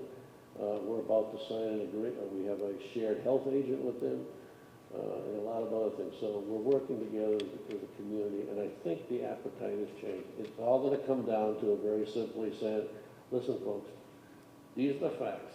This is the truth. This is where we are. We don't have enough kids over here. We're spending a lot of money, and they're not getting the best education. We need to send them to a place where they can have equal education with their peers that they see every day of the week. So I think I spent 24 years on Beacon Hill in the legislature. I think I can talk them into it. And just to kind of back up Don, I think Wilbraham realizes the value and the benefit of teaming up with Hamden, because that's how we see it. We're a team. I mean, we may be two separate towns, but we work together really closely. We do have shared individuals that the town, multiple towns use, just because financially we can't afford, each town can't afford these individual salaries on these individual people. And we want to use Green Meadow just as much as you want to use Wilbraham Middle School or School Road. So it's not, you know, I don't want to see, I strongly believe in the whole Minnetonka Regional School District. It's not us and them, it's us together working ultimately to give our kids the best education that they can have at the most affordable and fiscally responsible to the taxpayers way to do it. So if it means teaming up and we save money and we get a better education, educational experience to boot, then it's a home run for all of us. Because let's face it, the schools are pivotal to our property value and to our town value and to businesses value. And why do people want to move to Wilbraham or Hamden and live here? It's because of the schools and the atmosphere. So we just want to see that perpetuate and grow and be even stronger and better. So that's what this is. This is teamwork. Thank you. And it also boils down to how we present it, how we're doing this. And for example, like what you said before, and I'm not putting you on the spot, like, I mean, we want, you know, we're afraid that if we do K through 12, that you'll take the school out. Well, what if we had the language of the amendment saying that there will always be a school in Hamden? You know, is a simple change like that? We'll be like, oh, then we're good. You know, it's that's why we're listening, and it's really important what you're saying. And by the way, keep these lines of communications open. You know, our emails are up there, my phone number's up there. Call me, text me, email me. I mean, if you have other ideas or whatever, it's important that we keep these lines open. The district could not afford to close Green Meadows. We'd have to build a new school somewhere. We're not gonna do that. I don't see that happening at all. So, yeah. So with that being said, a question, people obviously want to hear worst case scenario. So let's say, for example, one town doesn't pass this, so therefore there's no agreement.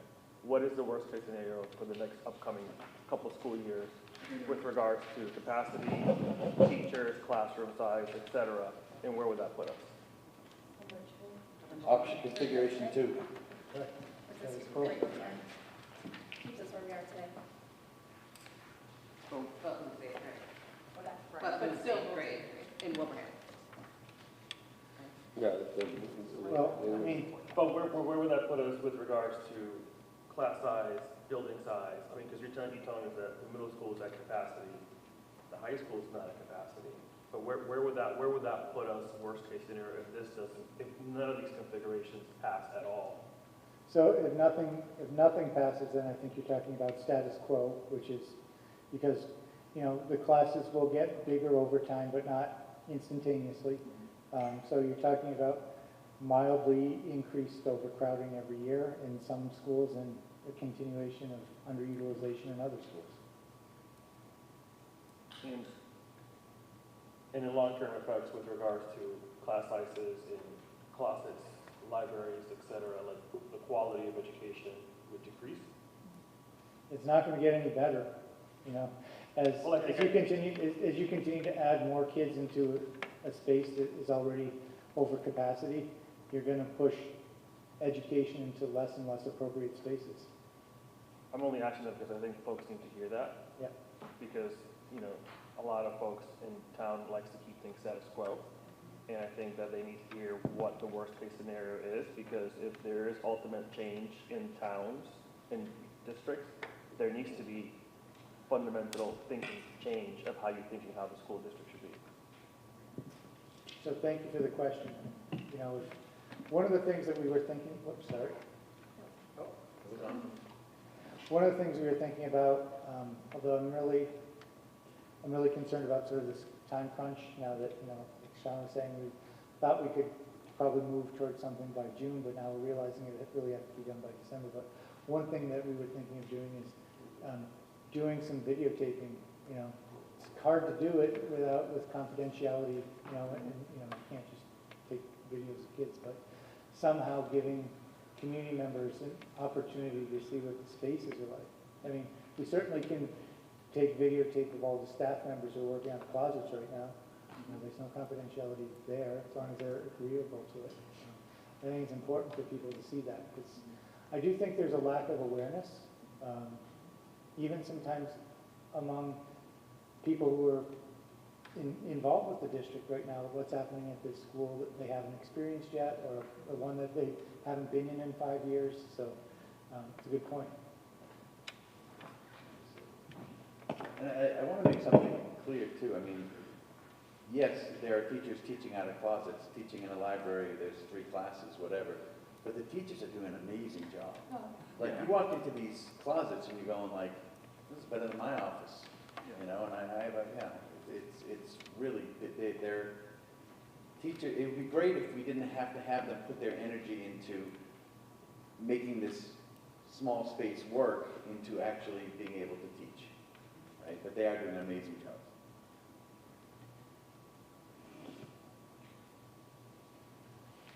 So I have a question and a comment. So my question is, because the neighborhoods, or whatever you want to call it, but, you know, the scenarios where Stony is going to be like, you know, 2 to 5 and school is 2 to 5, or some incarnation of that where a majority of the kids are going to the school in Wilbraham for a dedicated number of years.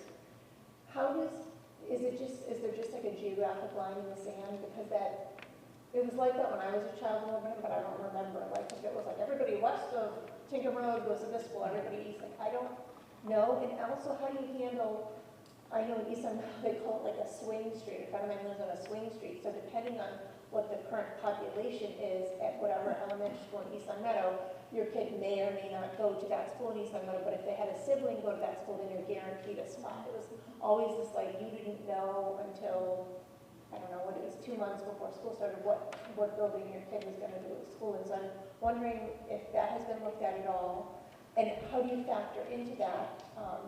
Like, I guess in the last, 10, 12 years, like there's that whole Carlo Lane development off Boston Road, which if anyone's not familiar with, is like across from the Y, like back behind there on the other side, you know, which is like, I think 45 or 50 houses. So that there's a ton of kids in that neighborhood. They probably have their own school bus. And then there's been several, you know, subdivisions that have gone in on the mountain. If all of a sudden something like that happens a year or two from now, how does Sewell Road, say, if the kids were sent to that school, how does the school absorb, you know, 40 more kids? So that is the administrative headache of having attendance on school. So the way you do it is you draw zones on a map that you think are, well, not that you think, based on where you know your students live, you draw zones that are rationalized some way to try to put the right number of students into each school. And then you adjust them over time as people move around. The problem is you draw the line somewhere, right? It's always, and wherever that line is, it's always between a kid and his best friend who lives in the next house. You know, there's no way around that. But basically, you start with the school as the center, and then you start drawing circles out until you get enough kids to fill up that school. Based on population, I guess, so, like, what works now might not work in 5 years. Correct. Okay, fair enough. And then just my comment is just on whatever the configurations are where basically it mostly stays the same, but the 8th graders go to miniature. It just doesn't sit well with me as a parent because the kids are still having the same number of transitions.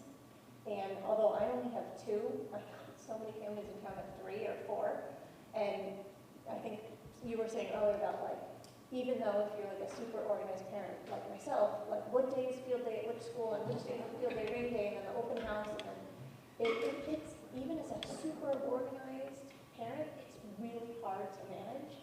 And this is only my 2nd year doing it and I'm already like pulling my hair out. And I don't know how, like, just for like the mental health and well-being of families to keep doing that for like another 10 years. It just feels like if this doesn't pass in some inclination, we're just kicking the can down the road, or we're going to be having this conversation again in 3 or 4 years, and nothing's going to have changed. Like, I agree something has to change. I don't know what the perfect scenario is, but I really hope it doesn't kind of just stay how it is. It's a lot to manage.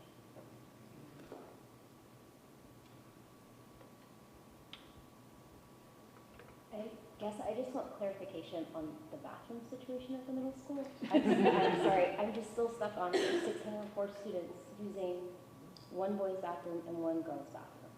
And how that, I just confused. Like, There's 2 bathrooms. Oh, 2. Two separate Oh, bathrooms. okay, so 2 Yeah. for, okay. Yes. But that's still, But minimal. so down the middle, So 300 when you're- use this, 300 use that, all day long, basically. Kind of. Over by the art hallway, and then there's one on the other side. So when they run home and they run right to the bathroom, Right. that's why. And Well, they make They it had more work. time and they had, So I They make feel it like, work now with the larger population than Right. what we're looking at.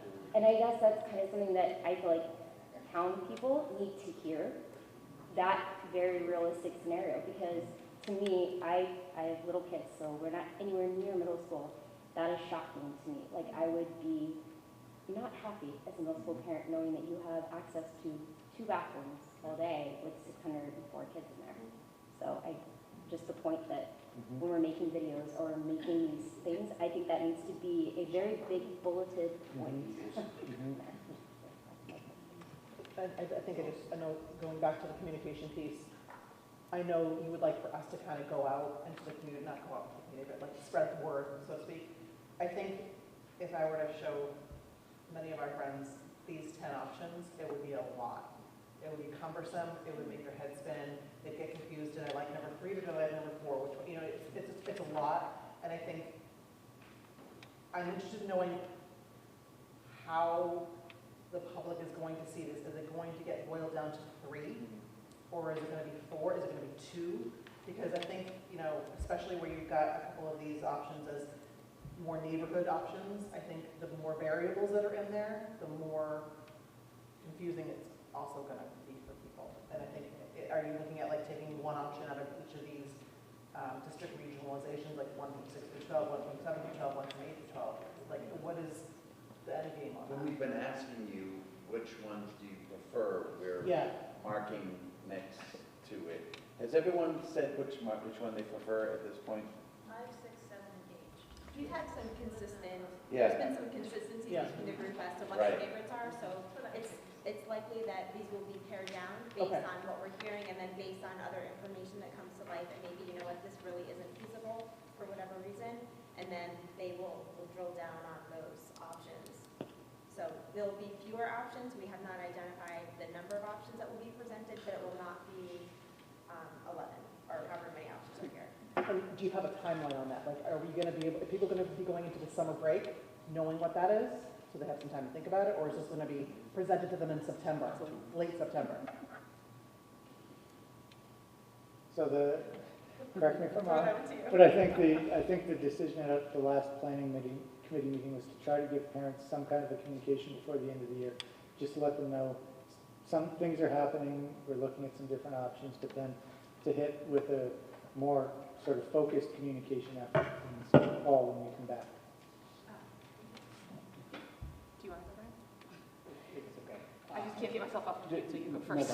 problem. Just one question on like which configuration that you all think may help with our current busing situation as well. Is because the bus situation I know has been a pain point for years. And is there ever like the option to opt into the buses? Like The option to what? opt into the busing? No. Not sure I understand. No, like someone says, I'm not gonna use the bus. So you bring your children to school all the time. We don't have to have a. Yeah, and That's beyond our control. Sure. Yeah. The reason I ask. But we're working on it. We are working on Yeah. it. The reason I Came ask. up with a resolution. It doesn't go to the town planners for everyone, it just has to go to those parents that say, yeah, I want to use your bus. Like, you can say $20 a kid. But we can't, that's another law that we can't do that. So we're actually trying to change the law that if they fund us 100%, great, no problem. But they haven't been funding us 100%, like once in how many years? 20, 30 years, right? Yeah. So, the first year. So if they're not gonna fund us 100%, the resolution that we're trying to get forwarded to the government is, like, let us have it so that if, you can opt out. We don't take the bus, okay, that's 2 seats that we don't have to have. Students at the high school, okay, we can, and we can just pare it down. And then also, let us go and say, listen, let's, everyone put a little money into the hat, maybe get another bus, and we can make the ride shorter and such like that. I mean, not massive amounts. So going back to it, is there an option that you all see that helps there? We have to run the scenarios. It takes a lot to get the collaborative. They have to basically repopulate a database and then draw different things. So there's a limited number of things we can ask them to do in the time we have. So we're trying to narrow it down a little bit farther before we do that, but that certainly will be an important piece of data for us. I'll say that I'm 100% supportive of the school committee resolution and also of 100% reimbursement, which is required by law, but not implemented. However, the issue that we're having with transportation right now is not financial primarily, it's personnel. It's just like the EMTs we were talking about earlier. You might recall, not this school year, but the prior school year, the governor called in the National Guard to drive buses because there weren't enough bus drivers around. That's what's the real driver of the problem. I guess just more of a comment. So I heard you say it would be nice if we could get something out to parents by the end of the year and then reconvene in September. I just feel like a lot of time gets wasted in between then. I know no one wants to work in the summer. However, there are things in town, right? Like you're at Rice's Fruit Farm. Could we do an hour where parents can come? I just worry about this festering all summer long and people creating their own narrative as opposed to being able to get out in front of it, right? I'm thinking concerts at Fern Valley or the Fountain Park or the Peach Festival or, we've got one book, one community events going on. So can we tap into these other events where parents with their children are going to be and allow those questions to get answered and get the right narrative out there before people start spinning it? To kind of piggyback on that, the schools are empty the schools are empty in the summer. It'd be a great opportunity to have folks come in and tour and say, okay, in this classroom we would have 30 students. Visualize having 30 students, one teacher teaching, because at that point you don't have to worry about Corey background checks, right? Anybody can walk into the building. So you have that ability to do that, and that would be a good opportunity to invite and have those informational sessions in each school. Except there's extended school year programs, so that privacy is an issue with some students receiving special education services. So it is a great idea, as your idea, because I don't know your name. But I think that's great. There is a lot of misinformation out there with parents.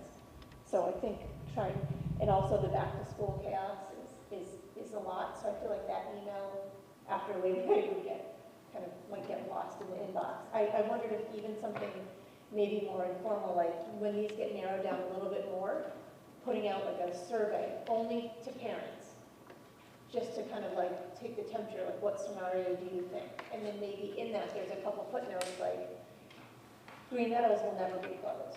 So that's not because of the settlement of the lawsuit. So because some parents don't know that, especially parents with really young kids that are just kind of coming into the fray, they just don't know. I just ask something related to that. I wonder why you would want to limit it just to parents. Well, I think sometimes, I'm choosing my words carefully, a lot of the people that show up at the meetings to vote don't have children, and they don't have any idea what's going on in the schools. So let me just follow up what I'm thinking. I know they pay taxes, I get that, and they vote, but, you know, they don't understand the ins and outs of, like, my son's in a classroom this year, there are 27 students in this classroom. I mean, they're in there like sardines. They don't understand, they think, oh, that building's big enough, and my kid went there, it was fine, and, you know, just kind of this misinformation or just not informed or.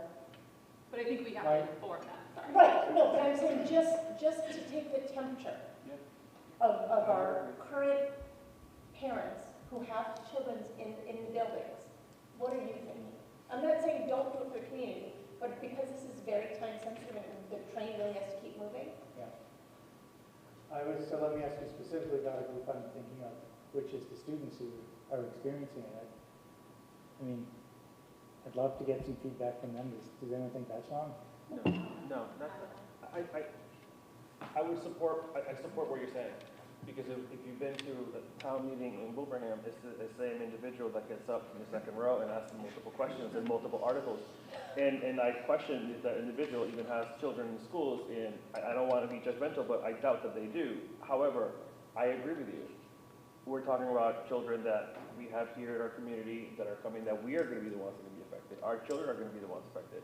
Yes, they all pay taxes, they're part of the community, and they'll be part of the vote when the time comes to it. But to take the temperature, as you mentioned, I think it's appropriate to ask the parents and the students. Can I play devil's advocate though? If you don't take the temperature of the general population, how do you don't really ever get a true reflection of what people are thinking, and then when it comes time to the vote, are we blindsided? I guess just thinking from both sides. Makes sense. But you could narrow it down from, I don't know, is it 10, 12 scenarios to 4, maybe? Or 5? Couldn't we do one survey, and the first question, are you a parent? Yeah. Do you have a child in the school? Are you a student? Yeah, And then we'd be And able you to can slice and dice your see data. what Correct. everyone There you go. thinks, and then Right. pull the populations out. Correct. I can have you set that up, I've done many of That's a them. Google form. Thank you. Want to do that for us before you retire from PTO?